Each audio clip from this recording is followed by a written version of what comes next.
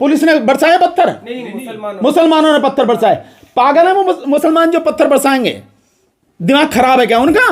तो ये उनकी प्लानिंग का हिस्सा है कि अगर ये हो जाए तो हमें क्या करना, ये हो जाए तो हमें क्या करना, ऐसा हो जाए तो क्या करें। ठीक से, मैं गृह युद्ध नहीं चाहता, मैं ये चाहता हूं इस देश में शांति व्यवस्था रहे। दोबारा चुनाव के साथ साथ मैं चाहता पेपर से चुनाव हो, और मैं ये भी चाहता हूं कि ये जो इलेक्शन कमिश्नर है और इसके साथ जो 2 और हैं, ये पूरी टीम इसको साइड में किया जाए। यूपी उपचुनाव की गड़बड़ी को दबाने के लिए कहा जा रहा है कि संभल का मुद्दा लाया गया है, जो अभी 3 मौतें हो गई। भैया 3 क्या 30 मौतें भी करेंगे वो तो कितने ही लोगों को मारेंगे।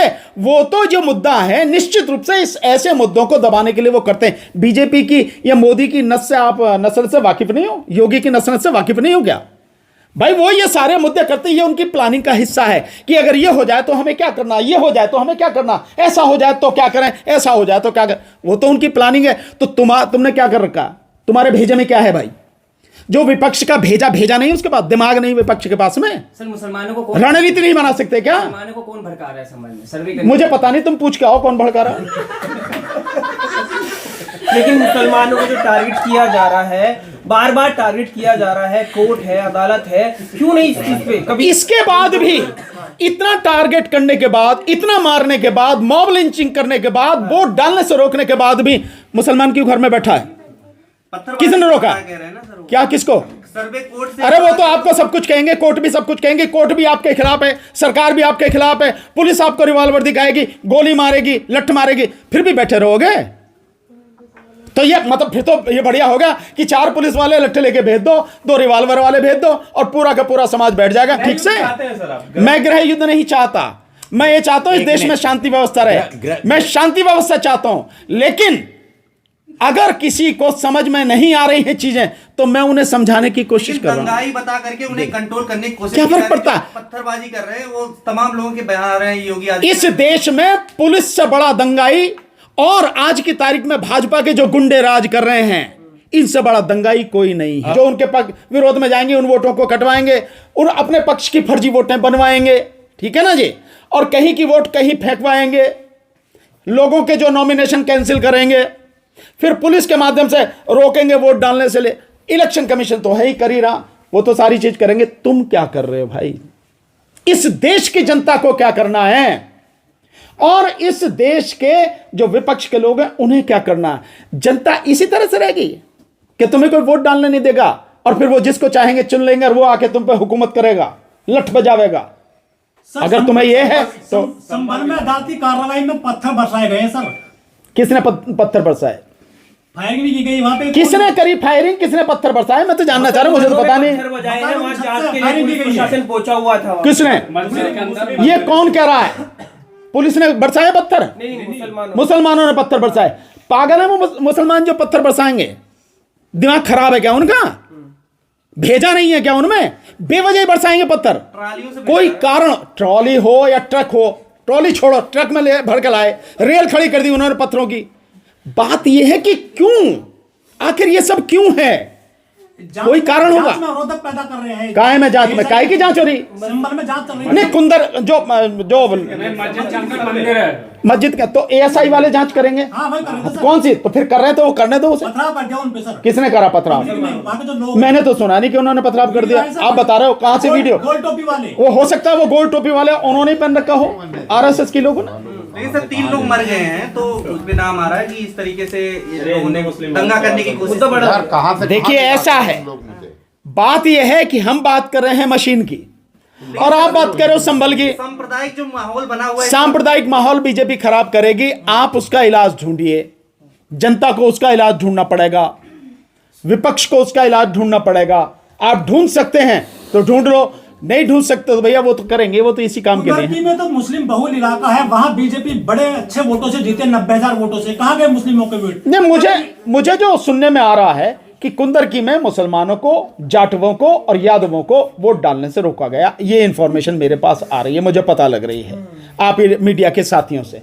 जब इतनी बड़ी संख्या में लोगों को वोट डालने से रोका जाएगा प्रशासन के माध्यम से, तो स्वाभाविक है कि जिसको बाकी जिनको डालने दिया जा रहा है वो जिसको डालेंगे वो जीतेगा। तो डर गए क्या मुसलमान? मुझे क्या पता, जब वोट नहीं डाल पाए तो हो सकता है डर ही गए ये हों। बात मुसलमानों से पूछो ना, यहाँ क्यों पूछ रहे हो? ये तो आप उनसे पूछो जाके। मुसलमानों के पक्षकार हैं क्या यहाँ पर बैठ सर आप कह रहे हैं कि जो नंबर ऑफ वोट है वो गड़बड़ी की वजह से वो बढ़ जा रही है, लेकिन जब आप मैं कोई भी वोट डालने के लिए जाता तो वहां पे साइन करके जाता तो पता रहता सर कितनी वोट डली है। तो सर वो अगर बढ़ जाएगी, वो मैच होगी, तो सर ऐसे कैसे बढ़ सकते हैं? क्योंकि कहां हो रही है? आप और हम कहां से आंकड़े लेंगे? ये जो आंकड़े हैं अरुण, हम कहां से ले रहे हैं? ये आंकड़े हम इलेक्शन कमीशन से ले रहे हैं, इलेक्शन कमीशन की वेबसाइट से ले रहे हैं, और इलेक्शन कमीशन ही बता रहा है, इलेक्शन कमीशन बता रहा है कि इतने परसेंटेज वोट पढ़ा, सर तो बाद और में बढ़ के आ रहा है जो तो उसे भी इलेक्शन कमीशन ही बता रहा है, उसे भी इलेक्शन कमीशन ही बता रहा है। और उसके बाद में गिनती हो रही है, और गिनती होने के बाद क्या नतीजे हुए, ये सारी वेबसाइट पर पड़ा इलेक्शन कमीशन की, लोग एनालाइज करेंगे इसको, और उसके बाद में कुछ ही समय बाद आपके सामने आ जाएंगी सारी सच्चाई कि कहां कहां क्या क्या हुआ, कितनी सीटों पर कहां कहां गड़बड़ी हुई। हम लोग आंदोलन 10 तारीख को जबरदस्त तरीके से, बड़ा हमारा कार्यक्रम है, बड़ी हमारी मीटिंग है, सभी लोगों से हम रिक्वेस्ट कर रहे हैं सब लोग आए, रुके नहीं साथियों, बनानी है रणनीति तरीके से बनानी है, और उसी दिन घोषणा भी करनी है, सबको आना है, घर में नहीं बैठना। 10 दिसंबर को हमें नहीं चाहिए ये कि आप घर में बैठ के उस पर व्हाट्सएप पे कहते रहो हाँ बहुत बढ़िया, 4 लाइन लिख के कहते हो अरे भानु जी आपसे बढ़िया कौन, आप सारी बात सही कह रहे, यू आर 100% राइट। इसे नहीं चाहिए, साथ में आओ अगर इसको गंदगी को साफ करना है। नहीं तो आपने देखा उत्तर प्रदेश में किस तरह से रिवॉल्वर दिखा के लोगों को वोट डालने से रोका गया, विशेषकर मुस्लिम समाज को। और कुंदर की जो है यहां पे मुरादाबाद में, उत्तर प्रदेश मुरादाबाद बाई इलेक्शन कुंदर की जो हुआ, वहां तो मुस्लिमों को, जाटवों को और यादवों को वोट डालने से रोका गया। यह स्थिति है आज की तारीख में, यानी आपको पुलिस के दम पर रोका जाएगा, वोट नहीं डालने दी जाएगी।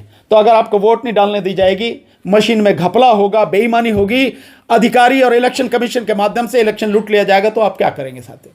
इसलिए 10 दिसंबर को मेरा सबसे निवेदन है कि वो साथी आए और सबके सब साथी मिलके वाकई में अगर इस मशीन को हटाना चाहते हैं तो हमारा साथ दें। और आपके साथ में, वैसे मुझे मालूम है कि मैं कह भी लूंगा तो भी कोई असर नहीं पड़ेगा, पर फिर मैं विपक्ष से निवेदन करता हूं, विपक्ष से अनुरोध करता हूं, आग्रह भी करता हूं, ये जो आप काम कर रहे हो ना कि चुप बैठे रहते हो, मोदी को 1 सेकंड भी चैन से नहीं बैठने देना था। जब 3 बड़ी बड़ी एजेंसियों ने यह बता दिया कि 2024 के लोकसभा चुनाव में कितनी बड़ी धांधली हुई है और लगभग 5 करोड़ वोटें, एग्जैक्ट जो थी 4,65,46,885 वोटें जो बढ़ाई गई, वो वोटें बढ़ा के 79 सीटें बीजेपी जीत के आई है। अगर वो 79 माइनस कर दो तो 160 पे बीजेपी टिक जाती थी, खत्म हो जाता था। इतने सब कुछ सबूत होने के बाद जो सिविल सोसाइटी के लोग हैं और जो 3 एजेंसियां हैं, जिसमें वोट फॉर डेमोक्रेसी है, जिसमें वो है अपना एडीआर है, और इस तरह के लोग जब आपके सामने दवायर है, ये सब सबूत दे रहे हैं, फिर भी आप नहीं बोल रहे हैं।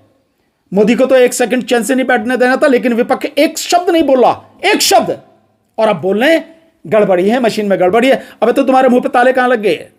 क्यों नहीं लड़े सब? आज पत्रकार कह रहे हैं आपसे, कल सारे के सारे पत्रकार कह रहे हैं कि भाई ये जो भी लोग हैं, अभी अखिलेश यादव जी की मैं प्रेस कॉन्फ्रेंस देख रहा था, उसमें भी यही पूछा गया कि वकील जब लड़ रहे थे तो आप क्यों नहीं उनके साथ में हुए, क्यों बात थी?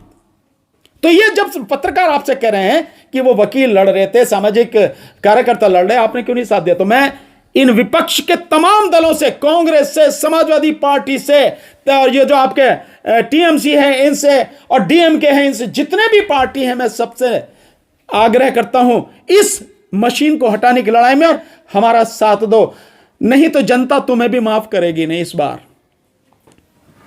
तो राष्ट्रीय जनहित संघर्ष पार्टी इसने पूरी तरह से तय किया है कि राष्ट्रीय जनहित संघर्ष पार्टी अपने और कुछ साथी हमारी पार्टियां, उन सबके साथ बैनर तले इस लड़ाई को अब निर्णायक रूप से लड़ेंगे, जिसकी घोषणा 10 दिसंबर को तालकटोरा में की जाएगी। सबसे निवेदन है सब लोग आए। जी बताएं सर। सवाल है कि आप लोग एक मंच पे हैं, वकील वगैरह, डीसी कपिल से भी सवाल है कि पहले वकील थे, महमूद एक से पूछ भाई, पहले महमूद पराचा जी भी थे, आप अलग क्यों होंगे? इसकी स्थिति क्या रही सर? यार ये कुछ सवाल है पूछने वाला, अलग क्यों हो गए? हो गए तो हो गए, आंदोलन तो चल रहा है ना। जिसको जिस तरह से जिसको जिस तरह से लगता है कि हम आंदोलन इस तरीके से करेंगे, जो आप कर रहे हो आपको पसंद नहीं है, ठीक है कर लो, आप जरा कर लो। तो हर एक अपने अपने स्वतंत्र है इस देश में, जिसको जैसा करना है। किसी के अलग होने से आंदोलन पर फर्क नहीं पड़ेगा। आंदोलन इस देश में मशीन को हटाने का, पेपर को लाने का और पेपर से चुनाव कराने का, यह आंदोलन अब और मजबूती के साथ में चलेगा। अगर आप कह रहे हो कि कोई अलग हो गया, तो उन सबसे भी एक बार अपने मन में झांक के देखें और पूछें अपने आप से कि क्यों वो आंदोलन से अलग हुए। हमारा सबसे आग्रह है सब लोग आओ, ताकि इस गंदगी को साफ किया जाए और बीजेपी सरकार को उखाड़ के फेंका जाए। सर, महाराष्ट्र में जो चुनाव के नतीजे आए हैं, बीजेपी को प्रचंड जीत मिली, साथ साथ झारखंड के जो नतीजे आए वहां इंडिया गठबंधन की जीत हुई है। तो आप कह रहे हैं कि सर महाराष्ट्र में गड़बड़ी हुई है, उसी स्थिति में झारखंड में क्या स्थिति है? और साथ ही साथ सर आप कह रहे हैं कि ये गड़बड़ी हुई, अगर गड़बड़ी तो लोकसभा चुनाव में क्या फिर गड़बड़ी नहीं हुई, जब बीजेपी की बुरी हाल हुई महाराष्ट्र में भी और पूरे देश में? अरुण, आपने सुना नहीं, मैंने जो कहा कि जबरदस्त तरीके से लोकसभा चुनाव में गड़बड़ी हुई और 3 बड़ी एजेंसियों ने, जिसमें वोट फॉर डेमोक्रेसी, एडीआर और द वायर, इन तीनों ने पूरी रिसर्च करने के बाद पूरे डॉक्यूमेंट्स के साथ, सारे सबूतों के साथ रिपोर्ट अपनी रखी और सिद्ध करके दिखाया कि किस तरह से लोकसभा चुनाव में बेईमानी हुई है। 543 सीटों में से एक जो है डिक्लेयर कर दी गई अनकंटेस्टेड, कोई उस पर था ही नहीं, तो वहां सूरत में शायद वो थी, वो डिक्लेयर कर दी गई। तो 542 सीटों पे चुनाव हुआ और जो रिपोर्ट आई, उस रिपोर्ट के हिसाब से केवल 4 सीटों पर जितनी वोटें डाली गई उतनी ही वोटें निकली। बाकी 538 सीटों पर, उनमें से 362 सीटों पर वोटें जितनी डाली गई उससे कम निकली और 176 सीटों पर वोटें जितनी डाली गई उससे ज्यादा निकली और 4,65,46,884 वोटें बढ़ाई गई। और अगर आप तेलंगाना और उड़ीसा की बात करो तो 12.5% वोट बढ़ाई गई वहां पर, 12.5%, जिसकी वजह से यह नतीजा आया। और इसके बाद सब कुछ जो सामने था, तो ये रिपोर्टें लगातार आई, सब कुछ है सामने, सब पूरे पब्लिक डोमेन में सब कुछ है। लेकिन शायद आपको इसलिए इन सारी चीजों का पता लग रहा, क्यों कि हम लोगों ने तो आवाज उठाई, पर विपक्ष जिसकी जिम्मेदारी थी मेन, जिसे आवाज उठानी चाहिए थी, कांग्रेस से तमाम विपक्ष बिल्कुल एक शब्द भी इस पर नहीं बोला, चुप बैठा रहा। दूसरी बात, अभी आप जो कह रहे हैं कि झारखंड में ऐसे नतीजे और वहां नतीजे, अगर मैं ये बात कहूं, झारखंड की ही बात को कहता हूं, तो झारखंड में जिस तरह के नतीजे आए हैं, बेईमानी अगर महाराष्ट्र में नहीं होती तो झारखंड की तरह ही महाराष्ट्र के भी नतीजे ऐसे ही आते। मैं गारंटी के साथ कहता हूं, आज की तारीख में मोदी, बीजेपी, इनको कोई नहीं चाहता। 10-15% वोट इनका है, वो इनसे जरूर इंटैक्ट है, उसे कोई नहीं हिला सकता, लेकिन इसके अलावा इस देश में वोट उनके पास नहीं है। लोकसभा चुनाव के दौरान जो आंदोलन शुरू हुआ उससे पहले, और जितनी जागरूकता आई और गांव-गांव तक लोगों तक ये बात पहुंच गई मशीन की गड़बड़ी की, सो उसमें पूरे लोग जागृत हो गए। अगर विपक्ष साथ देता तो ये इसका खात्मा वहीं उसी चुनाव में हो जाता, लेकिन विपक्ष रहा अदालत के भरोसे और चुप रहा, यह सबसे बड़ी दिक्कत रही। अन्यथा अगर विपक्ष साथ में आता, खड़े होके लड़ता, या इस मशीन का खात्मा तभी हो गया होता। सो ये जो स्थिति है, सारी की सारी स्थिति है, इसमें हमारी कोशिश ये है कि जनता जागे। और अब हम जो काम अब हम करने चले हैं, वो काम ना हमें किसी अदालत पर भरोसा है, सरकार पर तो है ही नहीं, विपक्ष पर भी भरोसा नहीं है, क्योंकि विपक्ष अगर अपनी जिम्मेदारी निभाता तो सड़क पे हमसे पहले होता। विपक्ष पर भरोसा नहीं है, पूंजीपति और मीडिया, अब मीडिया भी पूंजीपतियों ने खरीद लिया, तो पूंजीपति, मीडिया, सरकार, अदालत, ये सारे के सारे और मनुवादी मानसिकता के लोग, ये सब मिलके एक बड़ा इन्होंने सिंडिकेट बना रखा है, एक बड़ा माफिया इकट्ठा हो गया। ये इस माफिया को तोड़ने के लिए अगर किसी से उम्मीद की जा सकती थी तो अदालत से, लेकिन जब अदालत भी साथ में खड़ी हो गई और अदालत को भी वो चीजें जो आम आदमी को नजर आ रही हैं वो उसे नजर नहीं आ रही, तो किसी से उम्मीद नहीं है। अब जन आंदोलन ही एकमात्र रास्ता बचा है जिसके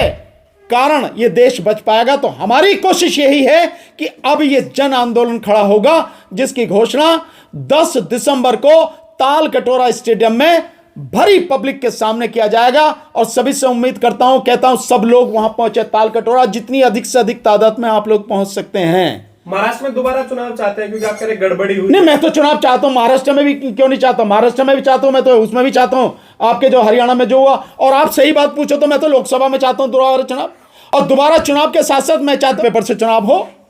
और मैं ये भी चाहता हूं कि ये जो इलेक्शन कमिश्नर है और इसके साथ जो 2 और हैं, ये पूरी टीम इसको साइड में किया जाए और किसी अच्छे ईमानदार व्यक्ति को सुप्रीम कोर्ट पूरी बैठ के, हालांकि ज्यादा उस पर भी अब भरोसा नहीं, पर फिर भी एक अच्छे लोगों को इलेक्शन कमीशन बना के पेपर से चुनाव कराया जाए। मैं तो ये चाहता हूं, और ये भी चाहता हूं कि चुनाव एक ही दिन में हो पूरे देश में, पूरे देश में एक ही दिन में चुनाव हो। 140 करोड़ की आबादी है हमारी, हमें कितने भी लोग काम करने के लिए चाहिएंगे, हम एक दिन में चुनाव कराने की ताकत रखते हैं। नीयत नहीं है इलेक्शन कमीशन की, नहीं तो चुनाव एक ही दिन में पूरे देश में हो सकता है। खबरों में बने रहने के लिए फोरम 4 को सब्सक्राइब करें और नोटिफिकेशन पाने के लिए बेल आइकन दबाएं।